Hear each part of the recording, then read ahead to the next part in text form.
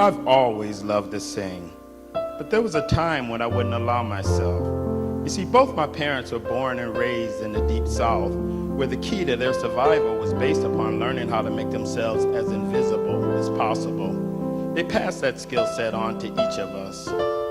Both my parents died when I was young, but before she died, my mom told me the story of how our family left Shorter, Alabama, and moved to Kalamazoo, Michigan in 1954.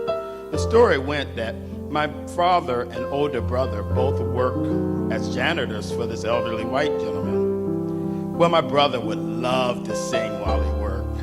However, his singing didn't go over too well with his boss, who told him, "Boy, ain't nobody paying you to walk around here singing that colored music, and you had better stop right now." Well, my brother didn't stop. I think the love of singing made that impossible for him to do.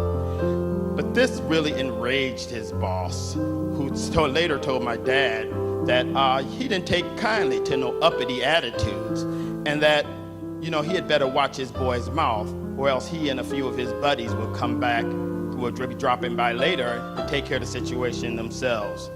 This message frightened my mother, for she knew exactly what that coded message meant.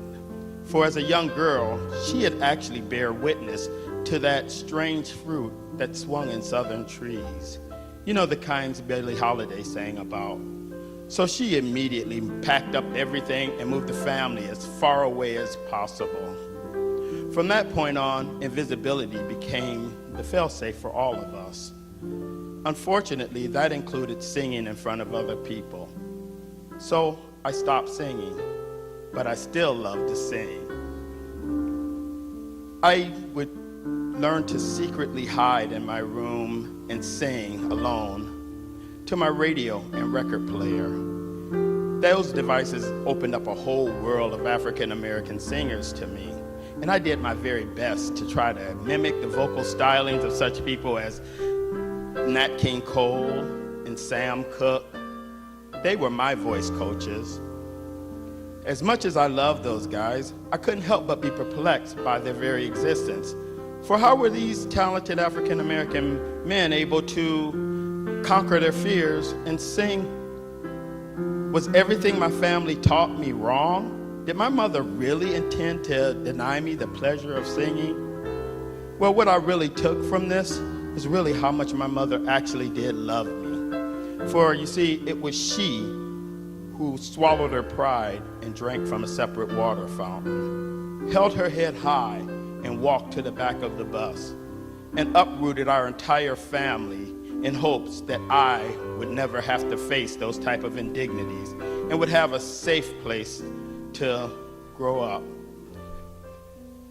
My mother's experience, however, were not my experiences. I had knew that I would have to learn to conquer my fears and sing.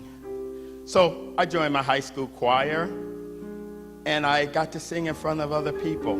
I found that it was fun, and it didn't bring me harm. So tonight, I stand here and I get to sing in front of all you wonderful people.